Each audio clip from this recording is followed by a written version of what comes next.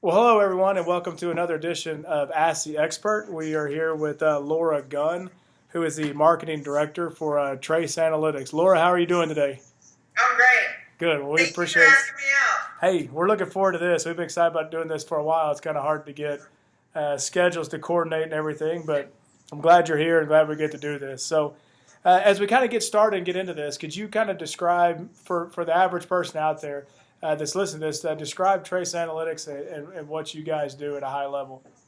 Okay, well, it's pretty simple. Basically, we do one thing. We test compressed air and compressed gas.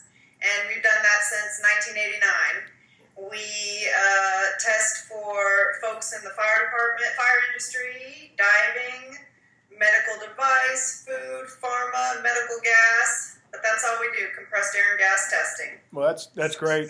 And so specifically, y'all test in food grade as well, correct? Or Yes. okay. So it seems like as we've been kind of looking out there and seeing different things, there seems to have been a spike in food grade air testing. Do you see anything specific that you'd attribute that to, or kind of just timing? No, absolutely. I think we can attribute it to SQF. In 2012, they started requiring compressed air testing for all air used in the manufacturing of food products. Okay. So SQF, tell the average person out there what SQF means, what it stands for, and why it's important. Absolutely. So SQF stands for Safe Quality Foods, and they are a certification organization. And most manufacturers want to be certified by SQF because a lot of the larger buyers out there, like, your McDonald's, Walmart, big companies like that, a lot of times they won't purchase from a company that is not SQF certified. So it's the hot one that everybody wants to be a part of. Well, that's great, and that's great that y'all do that, and so it's really truly providing a value-added service for your clients, which is phenomenal. What specifically? You talk about some of the manufacturers there. What specifically do these manufacturers want you guys to test for?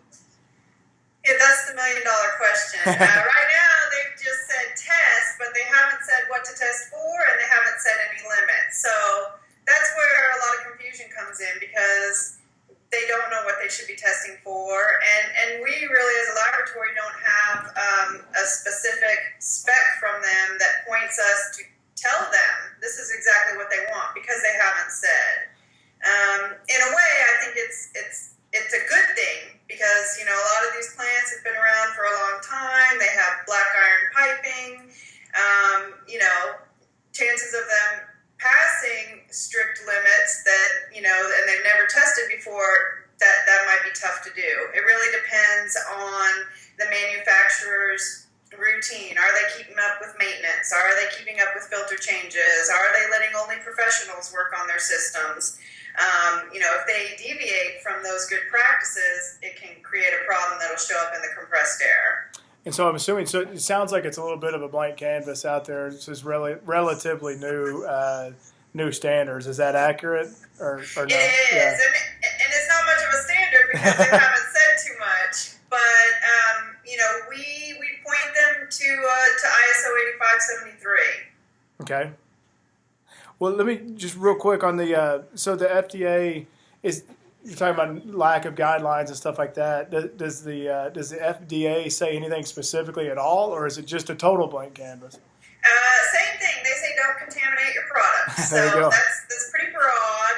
When it comes to compressed air specifically, no, they have not said anything specific either. These are all things that we anticipate to come in the future, especially with, food restrictions, getting, Sure. Food guidelines getting stricter and stricter.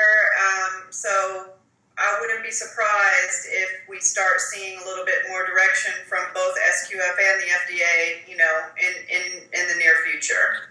Well, it makes sense. So the nice thing is, it seems like what you guys do, especially with this, is that you can help your customers and your clients meet some of these specs. So kind of going along those lines with testing on the rise, but not a whole lot of direction. What specifically do you guys suggest that your customers do? Well, and it makes sense. These manufacturers, folks like you, the filters, the dryers, all the components that go into the compressed air system. I think you'll notice a lot of them refer to, produces class 1 air, produces class 0 air. Well, that's what they're talking about is ISO 8573, class 1, class 0, whatever the case may be. And you'll see all these, manufacturers pointing to the lower end of the classes, the 2s, the 1s, the 0s, If you think about it, you want the things that you ingest and put into your body to be clean. Sure. And that's indicative of those lower classes or more stringent classes. So you may have just touched on this a little bit, but why do you guys use, you've mentioned a couple of times, ISO 8573 as the go-to spec with the kind of blank canvases out there? Why do you guys kind of zero in on that for our listeners to understand?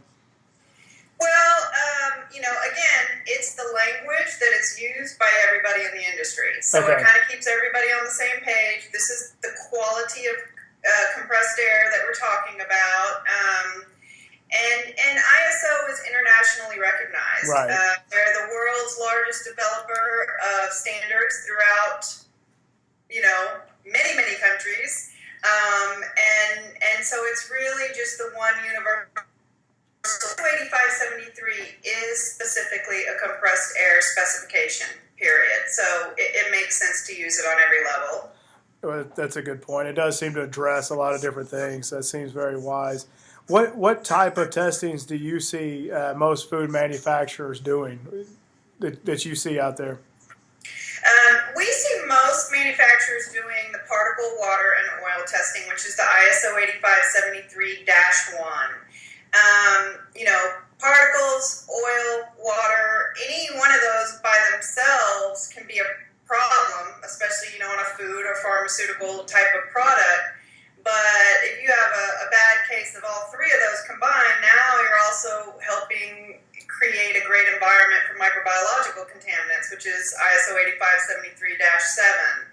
So particle, water, and oil is definitely the largest, type of testing we do for food manufacturers, but it's, microbiological is right behind it.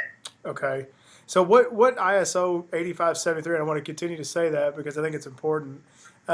So again, if somebody's just watching this, can you kind of address some specific ISO 8573 classes that you guys recommend to a food manufacturer? Well, is that possible? We're a laboratory. It's not our place to tell end user how clean his air is supposed to be. We're happy to do that if you tell us your spec and if there's limits, if we know and it's designed and we can, see it, touch it, feel it, we're happy to share that information. But when it's open and like at SQF or FDA, just test, we would be remiss by saying what we think somebody else should do. It's not our place. That makes sense.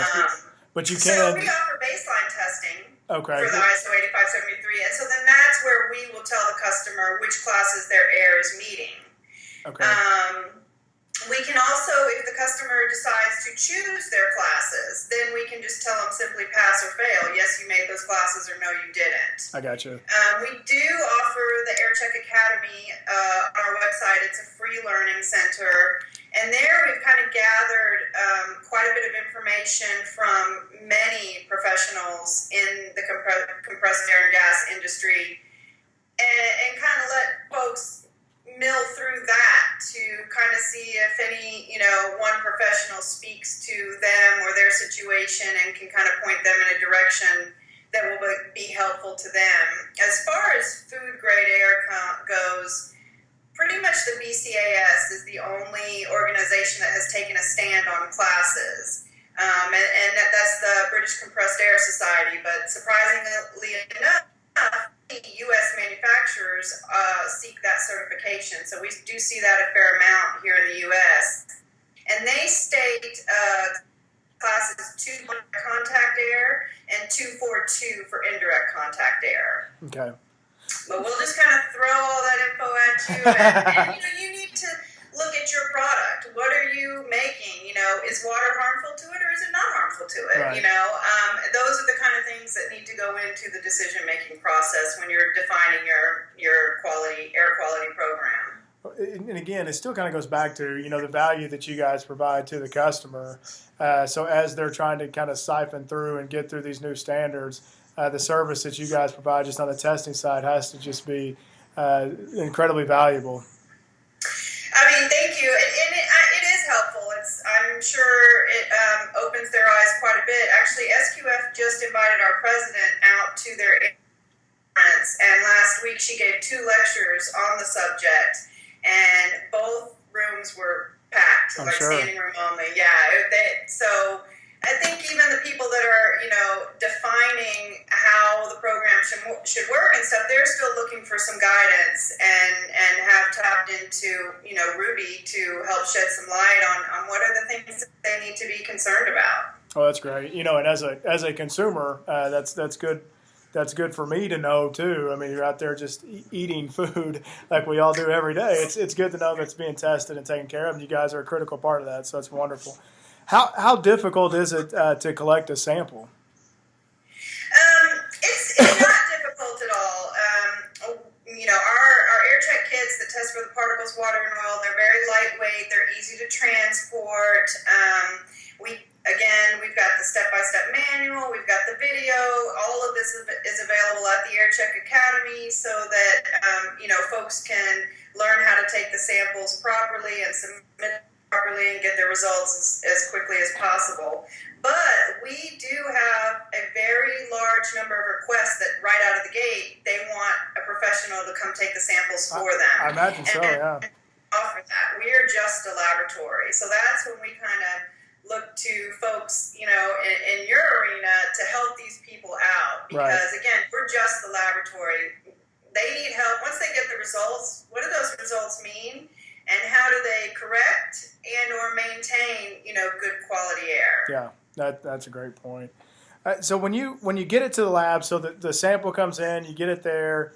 Oh no, we got a failure. What do you guys typically see at the lab when it comes to the failures? I mean, we see everything. But you can tell me. We see more than we want to see. I'm sure.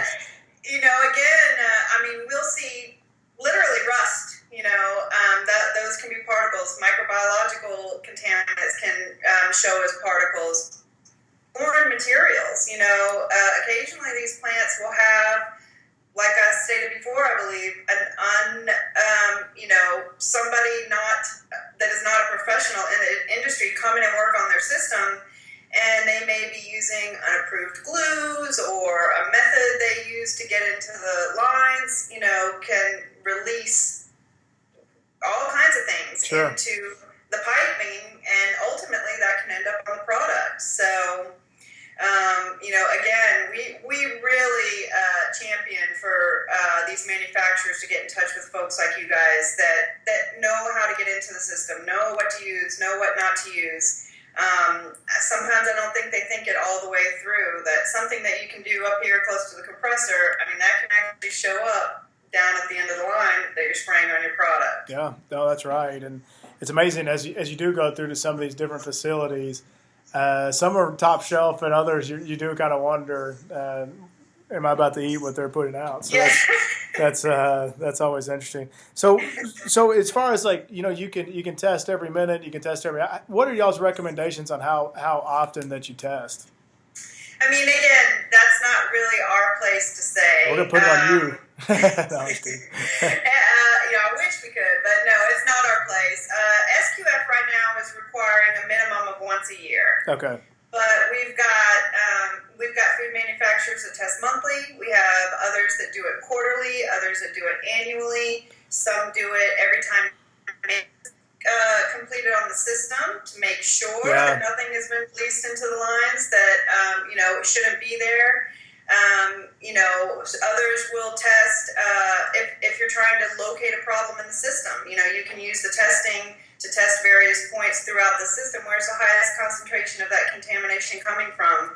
So there are many approaches, you know, to air testing and to finding a problem, and also just maintaining good quality air. Okay. Now, so obviously it's kind of a little bit of blank canvas. You guys are obviously critical and helping develop some of these procedures and things. But what do you see as the future of compressed air and gas testing? Where do you see this going 10 years from now? I mean, personally, I just only see it getting stricter. SQF came out with the code in 2012, and within about a year and a half, they even expanded the language a little more, realizing, how important this component is, and that it is a critical control point that needs to be monitored at all points.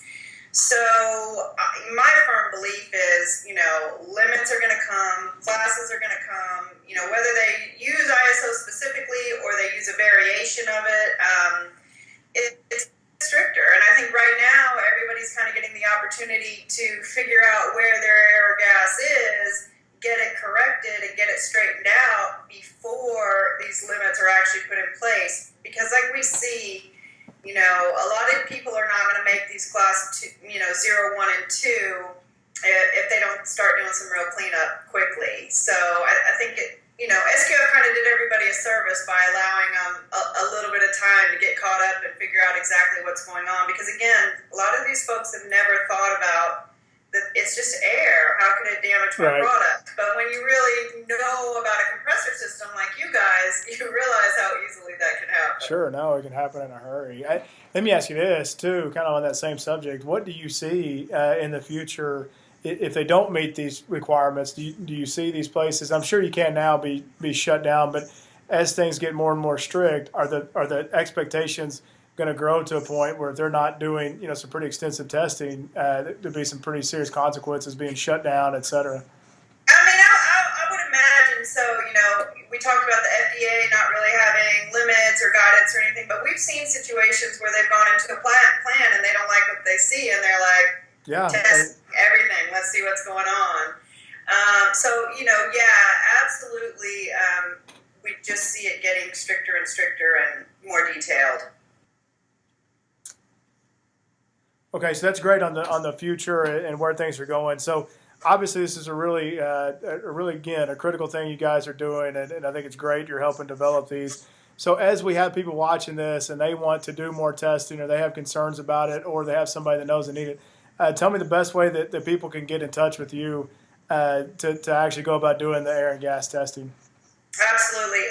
So the easiest way and the best way to get the biggest picture of everything is to go to our website, airchecklab.com. You can also email us at cdatest, that's clean dry air test, at airchecklab.com, or you can call us at 800-247-1024, extension 4, and one of our ISO 8573 specialists will be happy to help you guys out. That's great. Well, listen, Laura, we can't thank you enough for your time. It's been a pleasure, and I know I've learned a lot just doing the interview, and hopefully our viewers out there will learn a lot. All the contact information will be on the links that we tweet out as well. So you guys please give Laura a call and their company a call. Wonderful people, and we thank you so much for joining us on Ask the Expert. Thank you, Laura. You bet. Thank you for having us.